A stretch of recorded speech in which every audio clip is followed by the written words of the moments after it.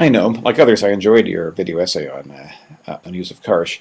I wanted to push a little bit on the whole authenticity question because you're circling around it in some interesting ways. I mean, one maneuver is to do the straight demystification, to say, well, in fact, these were staged in certain ways. The portraits or the subjects, the photographic subjects, were manipulated in various ways. But I'm wondering if that necessarily is a problem for an artist.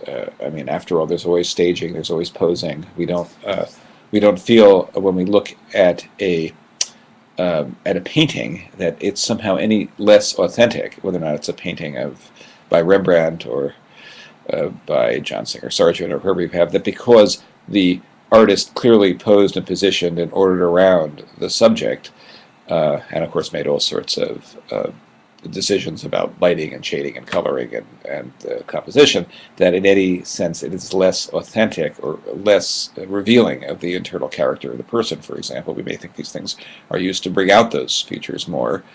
So why is it that we're sort of troubled by the fact that there is a story, a backstory to photography, when we don't necessarily expect that from painting or sculpture and so forth?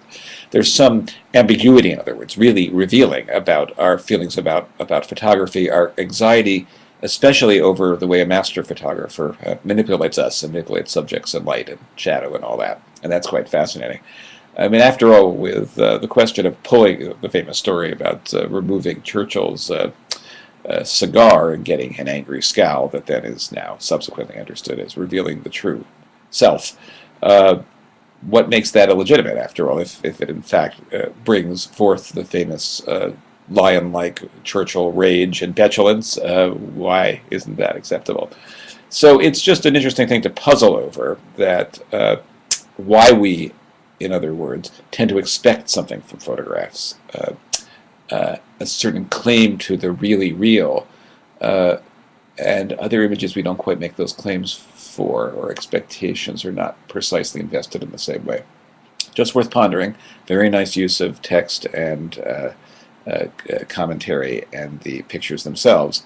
But maybe a return to some of the issues raised by Benjamin and other people who've written about photography, Susan Sontag and Roland Barthes, would lead you in even more interesting directions. So I look forward to seeing you continue to explore